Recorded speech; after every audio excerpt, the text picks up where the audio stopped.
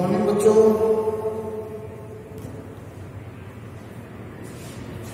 Good morning. आज अपन पढ़ेंगे ग्रामीण विकास प्रशासन का पदानुक्रम, हायरार्की यानी देश में ग्रामीण विकास की व्यवस्था ऊपर से नीचे तक कैसे चलती है, कैसे उसमें विभाग, मंत्री, अधिकारी और नीचे ग्राम लेवल तक, ग्रास रूट लेवल तक लोग कैसे उससे जुड़े हुए हैं, कैसे उसको आगे बढ़ाते हैं, उसके बारे में अपन बात करेंगे। तो मैंने एक चार्ट बनाया आपके सामने। इस चार्ट को समझने से थोड़ा सा आप अच्छी तरह समझ सकेंगे उसको देख करके। देखिए, सबसे पहले तो आता है मंत्रिमंडल। मंत्रिमंडल भले ही केंद्र सरकार का हो, भले ही राज्य सरकार का हो, किसी भी स्टेट, यूनियन टेरिटरी या किसी कंट्री का कैबिनेट मिनिस्ट्री हो, तो मंत्रिमंडल जिसमें सभी मंत्री शामिल होते हैं, देश में प्रधानमंत्री उसमें शामिल हैं, राज्यों में मुख्यमंत्री उसमें शामिल होते हैं। उन मुख्यमंत्री और प्रधानमंत्री जी का जो मंत्रिमंडल है वो पूरे के पूरे देश की या उस पर्टिकुलर प्रदेश की व्यवस्थाओं के लिए, नीतियों के लिए क्रियान्वयन कैसे हो, नीतियां अच्छी से अच्छी कैसे बने, उसके लिए जिम्मेदारी उनकी होती है। तो मंत्रिमंडल जो है उसमें कई अलग अलग मंत्रालय होते हैं। एजुकेशन हो सकता है, उद्योग हो सकता है, ट्रांसपोर्टेशन हो सकता है, एक्सटर्नल अफेयर हो सकता है, होम हो सकता है, रक्षा हो सकता है, कई कपड़ा मंत्रालय कई हैं। उसमें एक बहुत इंपॉर्टेंट ग्रामीण विकास मंत्रालय भी होता है। तो ग्रामीण विकास मंत्रालय उस मंत्रिमंडल के ही एक बहुत इंपॉर्टेंट पार्ट है।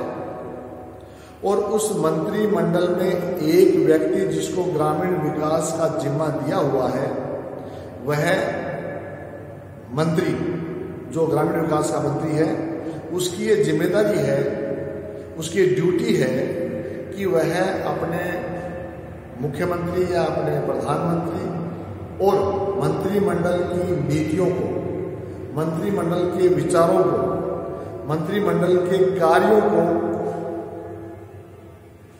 गांव के अंतिम छोर में बैठे व्यक्ति तक पहुंचाए, उसके लिए कार्य करें, उसके लिए योजना बनाए। ऐसा नहीं है कि कोई मंत्री खुद स्वयं गांव में जाकर के ऐसा काम करेंगे, ऐसा नहीं है।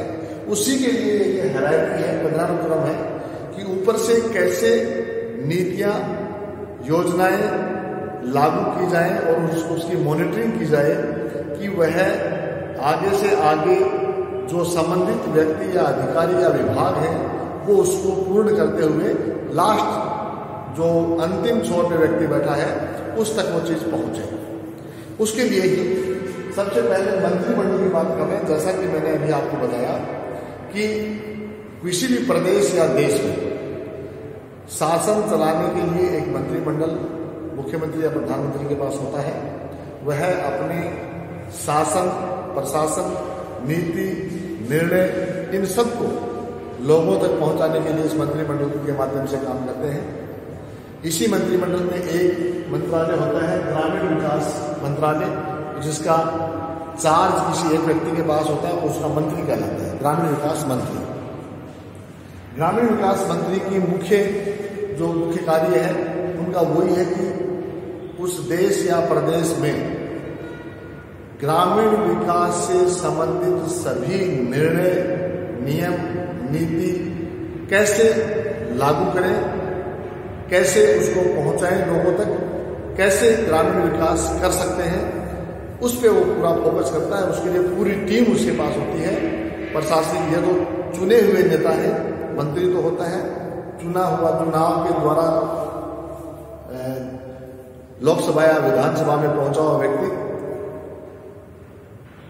इस निर्वाचित प्रतिनिधि के साथ में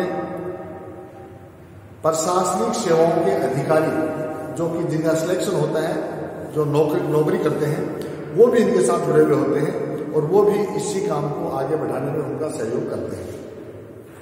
तो ग्रामीण विकास मंत्री उसके जिम्मे है कि पूरे देश या प्रदेश के ग्रामीण विकास से संबंधित कार्य कैसे आगे बढ़ने हैं, उसमें मंत्रिमंडल की क्या इच्छा है, प्रधानमंत्री या मुख्यमंत्री की क्या इच्छा है, उनके इच्छा अनुसार उनकी चाहे की नीतियों को आगे बढ़ा करके ग्रामीण विकास कैसे कर सकते हैं, ये ग्रामीण विकास मंत्री का काम है।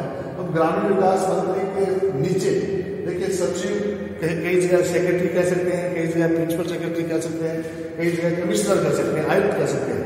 ग्रामीण विकास के ये अधिकारी होते हैं, ये सामान्यतः भारतीय प्रशासनिक सेवा के सर्वोच्च अधिकारी, इस विभाग के सर्वोच्च प्रशासनिक अधिकारी होते हैं। ये नीतियों को का क्रियान्वयन करने के लिए, प्रशासनिक व्यवस्थाओं को देखने और उनको लागू करने के लिए पूर्ण रूप से जिम्मेदारी इनकी होती है। ग्रामीण विकास मंत्री इनके सहयोग से अपनी जो नीतियां हैं वो नीचे पहुंचाते हैं। ये आयुक्त के बाद में नीचे आते हैं जिलाधीश। ये हर जिला स्तर पे एक इसका जिले का सर्वोच्च अधिकारी होता है, सामान्यतः IAS होता है, उसको ये बनाया जाता है। तो सर्वोच्च अधिकारी जिला स्तर पे होते हैं और ये उस जिले में, अपने जिले में ग्रामीण विकास से संबंधित होने वाली प्रत्येक गतिविधि, प्रत्येक योजना के संबंध में ये जिम्मेदार होते हैं और ये योजनाओं को आगे बढ़ाने में ऊपर मंत्रालय की और सचिव, कमिश्नर की सहायता, सहयोग करते हैं। अब जिलाधीश के पास पूरी मशीन भी है कि वो उस जिले में कैसे अपनी योजनाओं को लागू करें। हर जिले का जिलाधीश, उसके पास एक पूरी मशीन भी है जो नीचे आपको दिखा रखी है, अभी मैं इस पर आता हूँ, डिस्कशन करेंगे। जिलाधीश के नीचे, तुरंत नीचे होता है अतिरिक्त एडिशनल डिस्ट्रिक्ट कलेक्टर, ये अतिरिक्त जिलाधीश, और इसको सामान्यतः बोलते हैं विकास एवं परियोजना निदेशक जिसको बोलते हैं। और जिलाधीश के पास तो जिले के सभी काम होते हैं, उसमें विकास भी है और भी जो काम प्रशासन से संबंधित है सभी काम होते हैं।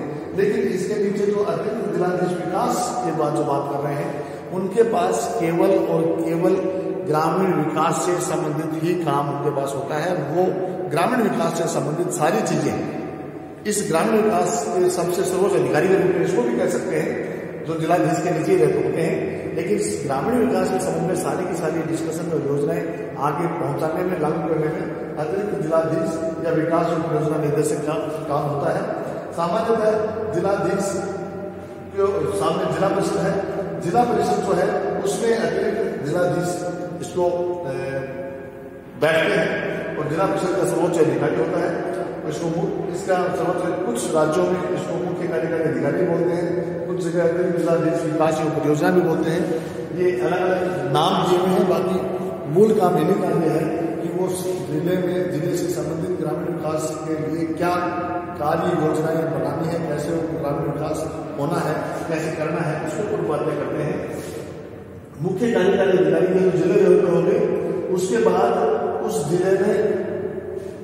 जिले को अलग अलग विकास खंडों में बांट रखा है, अलग अलग ब्लॉक्स में बांट रखा है।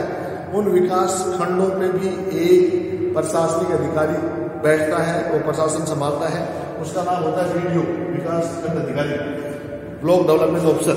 तो हर ब्लॉक स्तर पे जिले को हमने अलग अलग ब्लॉक्स में बांट रखा है और उस ब्लॉक के ऊपर भी प्रशासन को संभालने के लिए एक जिला विकास खंड अधिकारी, BDO जिसको नाम बोलते हैं, वो वहां विद्यमान होता है। वो अपने विकास खंड के अंतर्गत आने वाले समस्त ग्रामीण क्षेत्रों को विकास से जोड़ने के लिए, उसके लिए वो जिम्मेदार होता है। यानी अब इस विकास खंड अधिकारी के जो ब्लॉक है, इस ब्लॉक के नीचे जो भी गांव, जहां भी ग्रामीण क्षेत्र के जो एरिया है, वो सारा इसके नीचे आते हैं और इसको सहयोग करने के लिए फिर ये टीम है पूरी। गांव स्तर पर गांव का मुखिया सरपंच होता है, सरपंच के सहयोग के लिए राज्य, ये तो निर्वाचित होता है, ये निर्वाचित होता है, ये ग्राम सेवक होता है, ये राज्य सरकार के कर्मचारी होते हैं, जो कि आप उनको सरकारी योजनाओं के संबंध में सारा डिस्कशन और सारी जानकारी और सारी क्रियान्वयन करने में सहयोग करते हैं। अध्यापक और पटवारी, ये भी सामान्य अध्यापक गाँव में, स्कूलों में होते हैं, वो भी इस कड़ी का एक भाग मानते हैं। उनको भी पता है कि भाई किस रूप से इस गाँव की समस्या क्या है और उसका समाधान हम कैसे कर सकते हैं। तो इस प्रकार से अध्यापक और पटवारी उस राजस्व सीमा के लिए, हर राजस्व सीमा ग्राम के लिए पटवारी सरकार के द्वारा मनोनीत होता है, नियुक्त होता है। वो नियुक्ति उसकी उसी संदर्भ में है कि गाँव से, किसान से संबंधित जो भी राजस्व के प्रकरण है वो वही उसी स्तर पे, गांव के स्तर पे ही सारे निपट जाएं। उनको जो चीज़ों की आवश्यकता हो गांव के स्तर पे उनको चीज़ें मुहैया हो जाएं। इसके लिए ये पटवारी होते हैं। इसके साथ साथ जिला परिषद के लिए में जो इस ग्रामीण विकास के लिए जो और सहयोग करने वाले व्यक्ति हैं वो सचिव जिला परिषद, जो मुख्य अतिरिक्त जिलाधीश या मुख्य कार्यकारी अधिकारी हैं, इनके सहयोग के लिए सचिव जिला परिषद होता है। फिर इनके लिए उप सचिव होते हैं कृषि, पशुपालन, शिक्षा, सहकारिता, उद्योग। ये सभी ग्रामीण विकास से संबंधित क्रियाएं हैं। कृषि ले लीजिए, पशुपालन ले लीजिए, शिक्षा ले लीजिए, सहकारिता ले लीजिए और उद्योग, गांव के जो कुटीर उद्योग है, ये सभी लोग, इनके उप सचिव इस ग्रामीण विकास में सहभागी होते हैं। और इस उप सचिव के बाद में इन्हीं डिपार्टमेंट्स के प्रसार अधिकारी, लेखापाल और अभियंता, ये भी इसी ग्रामीण विकास की कड़ी में नीचे ग्रास रूट लेवल पे, ग्राउंड लेवल पे लोग काम करते हैं। तो इस हिसाब से ये चीज आती है कि ग्रामीण विकास प्रशासन में, वैसे हम ऊपर से चल रहे हैं, मंत्रिमंडल की नीतियों का डिस्कशन, जो नीतियों को लागू करने में जिम्मेदारी ग्रामीण विकास करते हैं। मंत्री जी अपने नीचे जो भारतीय प्रशासनिक सेवा के वरिष्ठ अधिकारी होते हैं, जिनको सचिव या आयुक्त ग्रामीण विकास का पद दिया हुआ है, उनके माध्यम से जिलाधीश तक ये योजनाएं पहुंचाते हैं। जिलाधीश अपने जिले से संबंधित उसको अलग अलग ब्लॉक्स में बटा हुआ है जिला, अलग अलग ब्लॉक्स के आधार पर उस जिले की योजनाओं को देखते हैं और इनके नीचे जिलाधीश के पास जिले से संबंधित अन्य कई काम हैं जो उनको करने हैं। लेकिन ग्रामीण विकास के लिए अलग से व्यक्ति होता है जिसको जिलाधीश विकास एवं परियोजना निर्देशक बोलते हैं, कुछ सूबों के कार्यकारी अधिकारी बोलते हैं, जिला परिषद जिसको अपन कह रहे हैं, पंचायती स्तर की सर्वोच्च कड़ी जो है यहाँ जिला परिषद है। इस कड़ी के माध्यम से ये विकास होता है, यदि ये सब मिलकर के विकास करते हैं। कुछ राज्यों में मुख्य कार्यकारी अधिकारी बोलते हैं इसको, कुछ राज्यों में अतिरिक्त जिला कलेक्टर परियोजना विकास बोल देते हैं।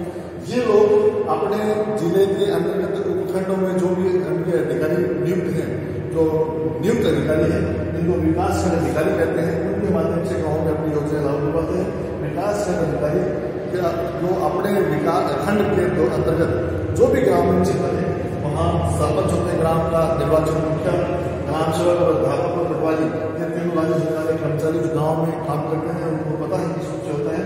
और इसके अलावा जो जिला परिषद को सहयोग करने के लिए सचिव जिला परिषद होता है, फिर उप सचिव कृषि, पशुपालन, शिक्षा, सहकारिता, उद्योग होते हैं और इसी को प्रसार अधिकारी, लेखापाल और अभियंता, ये सब इसको सहयोग करते हैं। तो इसका मैं नीचे से अगर चलूँ तो मैं ये कह सकता हूँ कि सरपंच, ग्राम सेवक, अध्यापक और पटवारी, ये सब मिलकर के विकास के अधिकारी की आंखें हैं उस ब्लॉक में, उस क्षेत्र में जो ग्रास रूट है, जो लास्ट कॉर्नर है, वहाँ उसको कैसे क्या करवाना है, ये चीजें ये लोग बताएंगे। इनकी सूचना यहाँ आती है, क्रियान्वयन योजना यहाँ आती है, यहाँ से क्रियान्वयन योजना यहाँ जाती है मुख्य कार्यकारी अधिकारी के पास और मुख्य कार्यकारी अधिकारी उसको जिलाधीश के माध्यम से सचिव और आयुक्त के पास भिजवाते हैं और सचिव आयुक्त उसको ग्रामीण विकास मंत्रालय में रखते हैं, जो कि मंत्रिमंडल का एक हिस्सा है।